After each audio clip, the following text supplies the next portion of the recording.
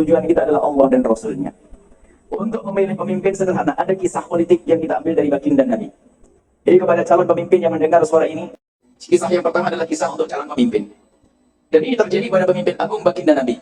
Kisah politik yang pertama yang kami hadirkan, baginda Nabi waktu berdakwah di Mekah, mula-mula dakwah ini dimusuhi oleh orang-orang Mekah. Orang-orang kafir memusuhi Nabi. Dan saking pegelnya, gelisahnya mereka dengan Nabi, mereka datang kepada Nabi dan menawarkan kepada Nabi Muhammad, "Hei Muhammad, berhentilah engkau dari menyeru kepada agama yang kau bawa. Jika engkau mau berhenti, akan aku beri engkau kerajaan, aku beri engkau kekayaan, dan aku pilihkan untuk wanita tercantik di Mekah." Nabi mengatakan, "Oh tidak, aku tidak akan bisa berhenti untuk menyuruh kepada kebaikan. Bahkan kalau seandainya rembulan ke matahari, kalau takkan di tangan kananku, rembulan di tangan kiriku, aku tidak akan berhenti untuk mengajak kepada kebaikan." Artinya apa? Kalau ingin meniti sebuah kemuliaan harus dengan cara yang benar. Tujuannya katanya untuk kebaikan, untuk menjaga bangsa, menjaga umat. Tentunya caranya pun harus benar dan baik. Jangan sampai di saat menitinya dengan cara yang baik, sampai di atas gak bakal bisa baik itu orang. Itu orang. Tidak usah nunjuk siapa-siapa. Saya sama itu orang gak bisa baik. Kalau sudah caranya gak benar, memfitnah, menjatuhkan orang, mengunjing orang, dan macam-macam. Pakai duitnya orang.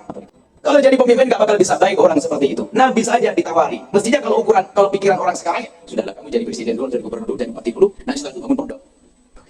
Setelah itu dakwah. Kan begitu mestinya. Tapi tidak, dakwah tidak seperti itu. Dakwah itu dengan Allah. Kekuatan kita bukan kekuatan dari hartanya orang kaya, kekuatan dakwah bukan karena jabatannya seorang pejabat, tapi kekuatan kita dari Allah. Itu dakwah. Dan Nabi kuat setelah itu. Bukan karena Nabi dianggap menjadi raja, bukan. Bukan Nabi diberi kekayaan oleh orang Mekah, bukan. Tapi dengan Allah. Maka inilah kalau Anda ingin menjadi seorang pemimpin yang benar, titi dengan kebenaran. Kalau engkau mencari kepemimpinan dengan cara yang benar, maka ketahuilah Anda akan mendapatkan kemuliaan di hadapan Allah. Jika ternyata engkau dipilih menjadi bupati atau wali kota, maka karena caramu benar dan niatmu benar untuk kemaslahatan umat, untuk menghentikan kemungkaran, caramu benar, niatmu benar, maka engkau akan mendapatkan kemuliaan. Jika ternyata engkau nggak jadi bupati, nggak dipilih, karena niatnya sudah benar, maka Allah sudah kasih pahala. Paling enak, nggak usah repot ngurusi bangku rakyat, tapi sudah dapat pahala. Tapi dengan syarat, caranya yang benar. Ini cerita politik yang pertama. Cerita politik yang kedua adalah, nanti akan saya simpulkan dalam kriteria cara memilih pemimpin. Cerita dulu. Cerita politik yang kedua adalah kisah Harun al-Rashid. Waktu ziarah baginda Nabi Muhammad, ziarah kubur baginda Nabi. Ada Harun al-Rashid, di situ ada Imam Ali Zainal Abidin ibn Husain ibn Ali bin Abi Thalib. Harun al-Rashid, dia kan Imam Ali Zainal Abidin sangat kenal ini duriannya Nabi. Dan Harun al-Rashid seorang khalifah. Akhirnya apa? Harun al-Rashid itu dari Abbasiyah. Sehingga waktu keturunan dari Sayyidina Abbas. Jadi waktu mengucapkan salam kepada baginda Nabi juga mengucapkan kalimat yang indah, merajuk, bermanja-manja dengan Nabi karena nasabnya hak. Karena tidak ada nasab sebaik nasab Nabi.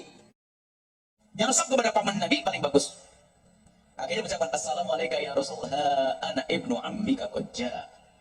Salam sejahtera untukmu ya Rasulullah. Aku cucu daripada pamanmu Abbas telah datang kepadamu ya Rasulullah. Itu bermanja-manja yang normal, wajar. Dan pengikutnya juga senang melihat kejadian seperti itu. Karena apa? Pemimpinnya adalah sambung dengan Nabi Muhammad melalui pamannya namanya Abbas. Senang dan bangga semuanya. Di pojok sana ada seorang yang sangat berwibawa, yang mencium hajar aswad, orang pada minggir semuanya. Yaitu Sayyidina Imam Ali Zainal Abidin. Waktu di kubur Nabi, Sayyidina Imam Ali Zainal Abidin mengucapkan salam dengan suara lantang, sama bermanja-manja dengan baginda Nabi. Ya Assalamualaikum ya Rasulullah. Salam sejahtera untukmu ya Rasulullah. Ha anak ibnuka qad jaa. Aku cucu, aku anakmu telah tiba. Lebih dekat lagi, tadi anak paman, ini anakmu. Harun al-Rashid melihat sanjungan itu juga tersenyum senang. Insya Allah ini memang benar cucu Rasulullah. Tatanya di belakang ada yang ngomong, Khalifah, ada maksud itu. Maksudmu apa? Karena kamu menyebut pangkatmu dengan Nabi, dia ingin menyebut pangkatnya lebih tinggi dari kamu. Ada maksud politik.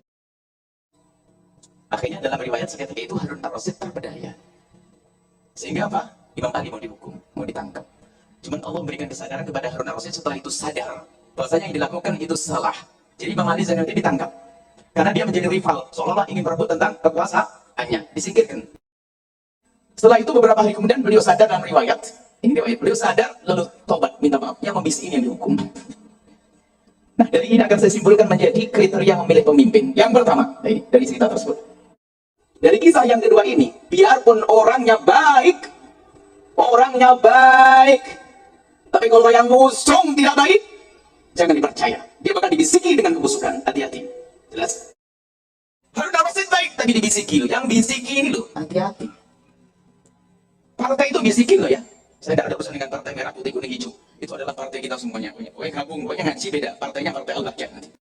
Saya tidak punya urusan. Ini warnanya ada kuning, ada merah, ada hijau, ada macam-macam.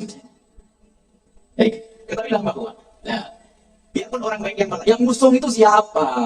Biarpun dia sangat baik, Anda mengetahui dia orang dermawan, dia seorang yang soleh, keturunan baik, dan segala macam kebaikan ada pada dia. Tapi kalau yang musuh itu nggak benar, dalam perjalanan akan dibisikin. Bisa menjarakan orang baik, menjarakan Imam Ali Zainal Abidin, nanti hati-hati. Nah, ini kemudian kami simpulkan menjadi sebuah catatan kalau Anda ingin memilih pemimpin. Yang pertama, Anda harus tahu betul bahwasanya pemimpin itu baik kepada Allah dan Rasulnya, dekat dengan kemuliaan. Sholatnya aja gak pernah tahu, gimana Anda milih amanah di hadapan Allah. Anda berani ngangkat dia, tidak tahu sholatnya dia, tidak tahu bagaimana urusan dengan Allah, Anda akan masuk neraka terlebih dahulu dengan. Hati-hati, Anda tahu sholatnya enggak, tahu sujudnya enggak, kebaikannya seperti apa. Apalagi Anda sudah mengerti dia banyak melakukan kemungkaran misalnya. Dan kalau masih Anda pilih, berarti Anda telah daftar, ya Allah, masukkan saya ke neraka sebelum waktu mati atau wali kota. Hati-hati. Majelis Al-Bahjah itu aman.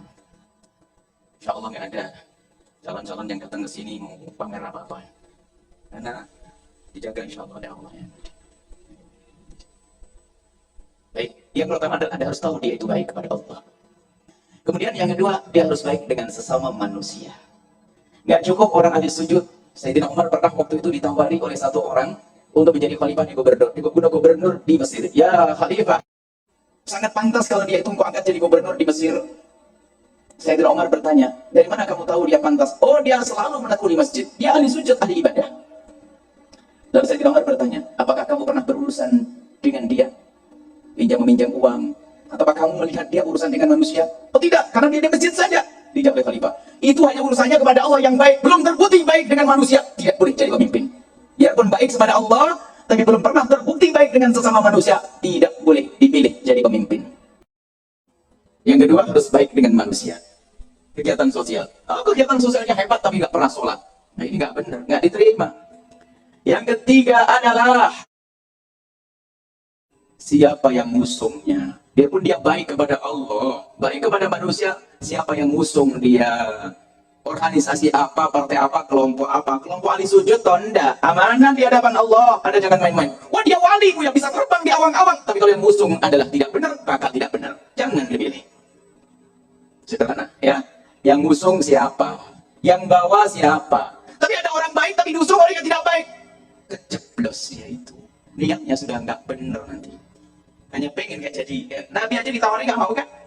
Jadi dia nggak ingat kalau Nabi ditawari kayak apapun, nggak mau kalau dengan cara yang tidak baik. Harus benar caranya, ingin menuju pada kemuliaan. Jadi yang ketiga adalah yang ngusung itu yang bakal memisiki dia harus kelompok baik, organisasi baik, partai yang baik, partai yang mengenalkan kepada Allah.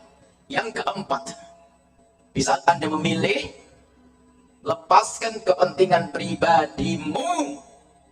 Pribadi di situ adalah termasuk urusan kepentingan bisnismu, pondokmu. Pondok bermasalah, gara-gara janji mau dibangun saja langsung milih dia. Milih syaitanir rajim, masuk neraka itu kiai. Dijanjikan pondoknya terlepas. Saya memilih dia karena kriteria, bukan karena aku dijanjikan dibangunkan pondok. Alhamdulillah, Abah Uda mana? Insya Allah, Abah Uda mana? Abah Uda mana sih? Abah Uda tidak kelihatan. Kiainya sembunyi, ini kiainya ngerangkep kok.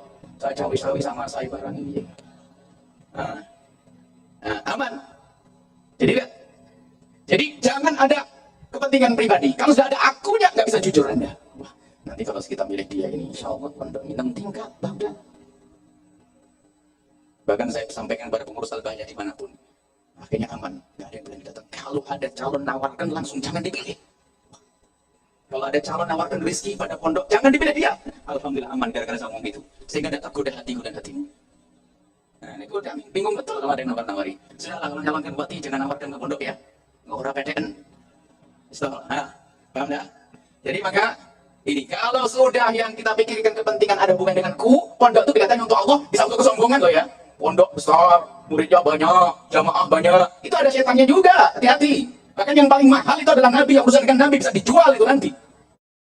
Yes? Jadi kalau Anda ingin memilih waktu itu, bukan karena Anda diberi duit sama dia, bukan Anda dijanjikan bisnis dengannya, bukan Anda dijanjikan bangun pondok. Makanya yang sudah dikasih duit sama Pak calon-calon itu langsung berjanji, aku berjanji tidak akan memilih dia. Paham? Sudah pokoknya ngasih Muhammad ini, rumus ini paling disenangi oleh calon bupati omongan saya ini.